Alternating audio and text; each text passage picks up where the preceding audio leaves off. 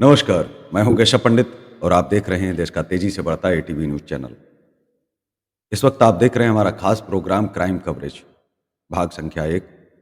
अब आज से आपको हर रोज नई कहानियां आपको सुनने को मिलेंगी जो अपराध से जुड़ी होंगी। क्राइम कवरेज कार्यक्रम में आप उन तमाम किस्सों को जान पाएंगे जो आपके सामने आते तो हैं लेकिन पूरी तरह से विस्तार से न तो उन पर बात होती है और न ही आप जो है जान पाते हैं कि असल कहानी क्या थी, असल वजह क्या थी। तो अब हर रोज अपराध की दुनिया की वो कहानियाँ जिन्हें आप जानना चाहते हैं, जिन्हें आप सुनना चाहते हैं, उनको लेकर के विस्तार से आपके सामने प्रस्तुत होंगे। तो हम आज की कहानी जो है शुरू करें, इससे पहले आपको बता दें कि अगर आपने हमारा चैनल सब्सक्राइब नहीं किया है, तो आप सब्सक्राइब करें और ये वीडियो अगर आपको अच्छा लगे, अंत तक आप इसे देखें, तो इसे आगे शेयर भी करें।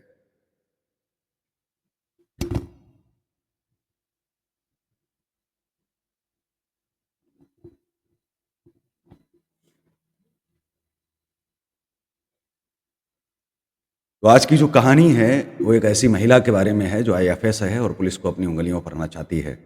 नोएडा के एसएसपी वैभव कृष्ण अपने ऑफिस में बैठे थे। वो एसपी देहात विनीत जायसवाल के साथ अपराधों की रोकथाम के सिलसिले में बैठक कर रहे थे। उनके दफ्तर के बाहर अर्दली और कुछ पुलिस अफसर भी बैठे थे। वे सभी पुलिस अफसर एसपी साहब से मिलने आए थे। इसी दौरान अर्दली ने देखा कि पुलिस एस्कॉर्ट के साथ एक मर्सिडीज वहां आई। मर्सिडीज पर लाल बत्ती लगी हुई थी। मर्सिडीज से आगे चालक के पास वाली सीट से एक खूबसूरत नौजवान फुर्ती से उतरा। उस नौजवान के हाथ में लैपटॉप बैग था। उस नौजवान ने मर्सिडीज के पीछे का गेट खोला। कार से एक महिला तेजी से बाहर निकली। महिला की उम्र करीब 32 से 33 साल थी। उसने जीन्स और पूरी आस्तीन की टी शर्ट पहन रखी थी।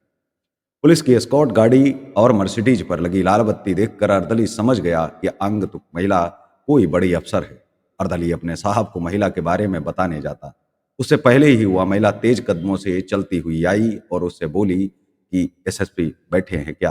अर्दली ने कहा, यस मैम, साहब चैम्बर में मीटिंग कर रहे हैं।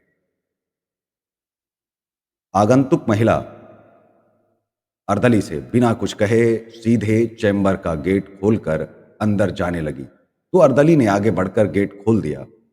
महिला ने चैम्बर में घुसकर सामने सीट पर बैठे एसएसपी की ओर अपना हाथ बढ़ाते हुए कहा, hello Vaibhav, I am Zoya Khan, officer of Indian foreign service. Zoya ma'am, आपसे मिलकर खुशी हुई। एसएसपी वैभव कृष्ण ने अपनी सीट से खड़े होकर जोया से हाथ मिलाते हुए कहा। एसएसपी ने जोया का स्वागत किया, उन्हें बैठने के लिए कहा। एसएसपी ने जोया को कुर्सी पर बैठने का इशारा करते हुए कहा कि मैम, अभी तक तो आपके ईमेल ही मिले थे या एक दो बार फोन पर बात हुई थी। मुलाकात आज पहली बार हो रही है। वैभव, यार तुमको तो पता है कि इंडियन फॉरेन सर्विस में कितनी मारामारी रहती है। हमें आधा समय तो विदेशों में और आधा समय भारत में रहना पड़ता है। ये महिला अपना जो है परिचय देने के साथ में एसएसपी वैभव कृष्ण को बता रही थी। जोया ने एसएसपी पर अपनी रुतबे वाली नौकरी के बारे में बताते हुए कहा, मैं विदेश मंत्रालय में जॉइंट सेक्रेटरी लेवल की ऑफिसर हूं। आजकल मेरी पोस्टिंग यूनाइटेड नेशंस में है। मैडम, बाय द वे, आप कौन से बैच की आईएफएस ऑफिसर हैं? पास ही दूसरी कुर्सी पर बैठे एसपी देहात विनीत जायसवाल ने जोया से सवाल किया।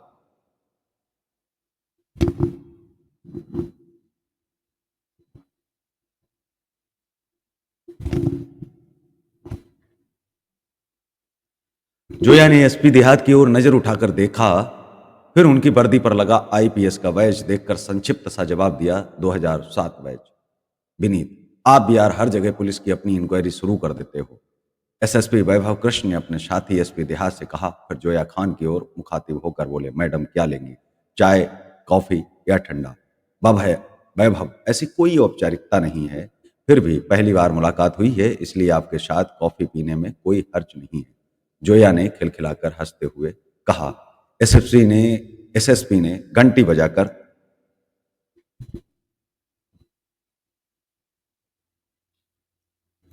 एसएसपी ने घंटी बजाकर अर्दली से पहले पानी और इसके बाद कॉफी लाने को कहा। अर्दली पानी के गिलास रख गया इस बीच जोया और एसएसपी वैभव कृष्णा कई मुद्दों पर बात करते रहे। बीच बीच में वहां बैठे एसपी देहात विनीत जायसवाल भी अपनी बात कह देते थे। कुछ ही देर में अर्दली कॉफी ले आया। एसएसपी एसएसपी देहात और जोया खान बात करते हुए कॉफी सिप करने लगे। कॉफी पीते जोया ने एसएसपी से कहा, वैभव, मेरी गाड़ी में तोड़फोड़ हो गई थी, इसकी रिपोर्ट भी मैंने विसरक थाने में दर्ज करा दी थी, लेकिन आपकी पुलिस ने अब तक इस मामले पर कोई कार्यवाही नहीं की। आप जरा एक बार अपने स्तर पर इस केस को दिखवाना। एसएसपी ने जोया को आश्वस्त करते हुए कहा, मैडम, मैं इस केस को दिखवा लूंगा। जोया ने कॉफी की आखिरी सिप लेते हुए कप खाली किया और कुर्सी से उठते हुए एसएसपी से कहा, वैभव, आपसे पहली मुलाकात बहुत अच्छी रही। एसएसपी वैभव कृष्ण ने अपनी कुर्सी से खड़े होकर जोया से हाथ मिलाते हुए कहा, nice to meet you. Zoya SSP से मिलकर तेजी से उनके चैम्बर से बाहर निकली और फुर्ती से अपनी गाड़ी के पास पहुंची। वहां पहले से ही लैपटॉप बैग लिए खड़े नौजवान ने तेजी से आगे बढ़कर गाड़ी का पीछे का गेट खोल दिया। जोया बैठ गई तो उसकी गाड़ी सायरन बजाती चल रही पुलिस की एस्कॉर्ट गाड़ी के पीछे पीछे चल गई। जोया के जाने पर एसपी देहात विनीत जायसवाल ने एसएसपी साहब से कहा, सर, आप बुरा नहीं माने तो एक बात कहना चाहता हूं।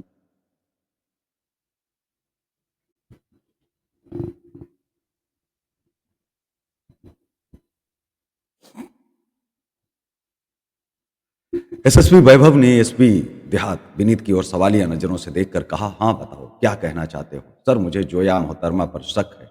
एसपी देहात ने संदेह जताते हुए कहा, जोया मैडम खुद को 2007 बैच की इंडियन फॉरेन सर्विस की ऑफिसर बता रही हैं और उनकी उम्र करीब 32 से 33 साल लगती है। इसका मतलब क्या वे 20-21 साल की उम्र में ही आईएफएस ऑफिसर बन गई? विनीत, मुझे भी जोया के हाव भाव और बात करने का अंदाज देखकर संदेह हो रहा है। तुम्हारी बात में भी दम नजर आता है। एसएसपी ने कहा, मैं जोया खान की असलियत का पता लगवा लेता हूँ, सारी सच्चाई सामने आ जाएगी। एसएसपी वैभव कृष्ण ने उसी दिन अपने कुछ मातहतों को जोया खान की असलियत का पता लगाने का जिम्मा सौंप दिया। साथ ही उन्होंने साइबर एक्सपर्ट टीम को जोया खान के भेजे एक ईमेल की जांच करने को कहा। यह ईमेल जोया ने एसएसपी से मुलाकात से कुछ दिन पहले पुलिस एस्कॉर्ट उपलब्ध कराने के लिए भेजा था। साइबर एक्सपर्ट टीम ने जोया खान की ओर से भेजे ईमेल के संबंध में जांच की तो पता चला कि यूनाइटेड नेशंस की असली वेबसाइट सिर्फ 2022 इसी से मिलते जुलते नामों से कई ईमेल आईडी मिली। असलियत जानने के लिए डोमेन नेम की जांच कराई गई। इसमें पता चला कि जोया ने खुद अपने लैपटॉप से बैंक अकाउंट के माध्यम से एक वेबसाइट खरीद कर उसी से ईमेल बनाया था। इसके अलावा दूसरी पुलिस टीम को जोया खान के बारे में कई ऐसी बातें पता चली जिनसे अब बात पुख्ता हो रही थी कि जोया खान फर्जी आईएफएस अफसर बनकर घूमती है। फर्जी होने के सबूत अब पुलिस तलाशने लगी। सभी तरफ से जोया खान के बारे में फर्जी अफसर होने की पुष्टि होने पर नोएडा पुलिस ने जोया खान को हिरासत में लेकर पूछताछ शुरू की तो उसकी जालसाजी की सारी पोल खुल गई। पुलिस ने जोया खान और उसके पति हर्ष प्रताप सिंह को 4 अप्रैल को गिरफ्तार कर लिया। पुलिस ने जोया के पास से यूनाइटेड स्टेट्स डिपार्टमेंट का फर्जी diplomatic ID card, 2 laptop, pistol नुमा लाइटर गन, बाकी टाकी, wireless set, 4 mobile phone, ATM card, pan card, फर्जी ड्राइविंग लाइसेंस सहित यूएन का लोगो लगी मर्सिडीज कार और नीली बत्ती लगी एसयूवी महिंद्रा कार सहित कई अन्य सामान भी बरामद किए।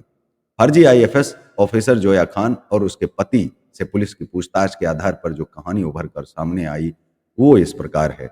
जोया मूल रूप से उत्तर प्रदेश के मेरठ की रहने वाली है।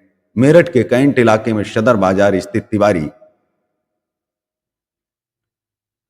मेरठ के कैंट इलाके में सदर बाजार स्थित तिवारी कंपाउंड में उसके पिता का आलीशान बंगला है। उसके पिता ए खान एमबीबीएस डॉक्टर है। उनका मेरठ के लाल कुर्ती बड़ा बाजार में क्लिनिक है। जोया के पिता डॉक्टर ए खान उस इलाके में अच्छी शोहरत है। डॉक्टरी के पैसे से उन्होंने अच्छी खासी कमाई भी की। डॉक्टर ए खान की 2 बेटियां हैं। बड़ी बेटी जोया ने मेरठ के प्रतिष्ठित स्कूल से प्रारंभिक पढ़ाई की थी। उसके बाद उसने दिल्ली से ग्रेजुएशन किया। दिल्ली यूनिवर्सिटी से जोया ने पॉलिटिकल साइंस में एमए किया। सन 2007 में वह दिल्ली में रहकर सिविल सर्विसेज परीक्षा की तैयारी करने लगी। इसके लिए उसने कोचिंग वगैरह भी की। बाद में उसने यूपीएससी की ओर से आयोजित सिविल सर्विसेज परीक्षा भी दी लेकिन कामयाब नहीं हो सकी। करीब 6 से 7 साल पहले जोया ने एक बार मेरठ जाने पर अपनी मां को बताया कि वह हर्ष प्रताप सिंह से शादी करेगी। इस पर पिता डॉक्टर खान मां ने बेटी को हर्ष और उसके परिवार से मुलाकात कराने को कहा था लेकिन जोया ने कभी उनसे मुलाकात कराई ही नहीं। जोया ने हर्ष से कोर्ट मैरिज की। जोया ने नवंबर 2013 में हर्ष प्रताप सिंह से कोर्ट मैरिज की। इंडिया में प्रोबेशनरी अफसर की नौकरी छोड़कर सिविल सर्विस परीक्षा की तैयारी कर रहा था। शादी के बाद हर्ष प्रताप सिंह ने सिविल सर्विस परीक्षा भी दी, लेकिन वह सफल नहीं हो सका। हर्ष प्रताप के पिता उत्तर प्रदेश में एक सरकारी विभाग में ज्वाइंट कमिश्नर हैं। जोया खान ने अच्छी खासी पढ़ाई की थी। उसकी तमन्ना प्रशासनिक अफसर बनने की थी, लेकिन वह परीक्षा में सफल नहीं हो सकी, तो उसे अपने सपनों पर पानी फिरता नजर आया। पति हर्ष प्रताप भी सिविल सर्विस परीक्षा में पास नहीं हो सका था। करीब 2 साल पहले जोया ने अपने सपनों को पूरा करने और अफसरों जैसा रुतबा हासिल करने के लिए फर्जीवाड़ा करने की योजना बनाई। उसने इंटरनेट पर यूनाइटेड नेशंस सिक्योरिटी से संबंधित सारी जानकारियां जुटाई। इसके बाद उसने गोडैडी डोमेन से फर्जी email ID security chief United nation security council .org के नाम से बनाई और इसे रजिस्टर्ड करवाया। इसके लिए जोया ने यूनाइटेड नेशंस ऑर्गेनाइजेशन के लोगो व अन्य सूचनाएं फर्जीवाड़े से हासिल कर उपलब्ध करवाई। इसके बाद जोया ने खुद का united nations organisation security council का आईडी कार्ड और विजिटिंग कार्ड बनवाया। जोया ने खुद का एक डिप्लोमेटिक आईडी कार्ड भी बनवाया। इससे खुद को न्यूक्लियर पॉलिसी अफसर बताया गया। वाशिंगटन में जारी इस आईडी कार्ड में जोया की तैनाती अफगानिस्तान में बताई गई थी। इसके बाद जोया ने उत्तर प्रदेश के एक जिले के एसपी को united nations organisation security council के नाम से ईमेल भेजकर पुलिस से एस्कॉर्ट मांगी। जोया को इस ईमेल पर पुलिस एस्कॉर्ट सुविधा मिल गई। पुलिस की सुरक्षा में इधर उधर आना जाना, हर चौराहे पर पुलिस कर्मियों की ओर से सैल्यूट देने का रुतबा जोया खान को पसंद आ गया। फर्जी अधिकारी बनकर दिखाती थी रुतबा। जोया ने खुद को भारतीय विदेश सेवा की अधिकारी के रूप में प्रचारित करना शुरू किया। मेरठ में भी वह खुद को आईएफएस अफसर बताने लगी। वह किसी को भारतीय विदेश मंत्रालय में संयुक्त सचिव बताती, तो किसी को यूनाइटेड नेशंस की सिक्योरिटी काउंसिल की न्यूक्लियर पॉलिसी अफसर बताती। जोया ने अपनी मर्सिडीज गाड़ी पर यूनाइटेड नेशंस का लोगो भी लगवा दिया था। एसयूवी कार पर नीली बत्ती लगवा ली थी। भारतीय विदेश सेवा की अधिकारी के रूप में जोया खान मेरठ, गाजियाबाद, नोएडा, गुड़गांव, अलीगढ़, मथुरा, मुरादाबाद आदि जिलों के एसपी और एसएसपी को यूनाइटेड नेशन सिक्योरिटी काउंसिल के सिक्योरिटी चीफ की ओर से ईमेल भेजकर पुलिस सुरक्षा की मांग करती थी। जोया खान ने अपने मोबाइल में 22 कन्वर्टर ऐप डाउनलोड कर रखा था। वह इस ऐप के जरिए अधिकारियों से कभी पुरुष कभी महिला की आवाज में बात करती थी। किसी जिले के एसपी या एसएसपी को ईमेल भेजने के बाद जोया खान उस अधिकारी को फोन करते और ऐप के जरिए आवाज बदलकर पुरुष की आवाज में कहती कि मैं विदेश मंत्रालय की ज्वाइंट सेक्रेटरी जोया खान का पीए बोल रहा हूँ। मैडम आपसे बात करना चाहती हैं। इसके तुरंत बाद जोया खान महिला की आवाज में उस अधिकारी से बात करती। वह धारा प्रवाह अंग्रेजी बोलते हुए कई बार फोन पर अधिकारियों को फटकार भी देती थी। पत्नी जोया के रुतबे के इस खेल में पति हर्ष को भी मजा आने लगा था। जोया इस खेल में पति को साथ रखना चाहती थी, इसलिए दोनों ने मिलकर एक रास्ता निकाला। इसके मुताबिक जोया आईएफएस अधिकारी बनकर कार में पीछे सीट पर बैठती थी। हर्ष उसका कमांडो बनकर कार चलाता था। हर्ष अपने पास लाइटर, पिस्टल और वॉकी टॉकी रखता था। कार से उतरकर जोया जब किसी अधिकारी से मिलने जाती थी तो हर्ष उसका लैपटॉप और डायरी उठाकर चलता था।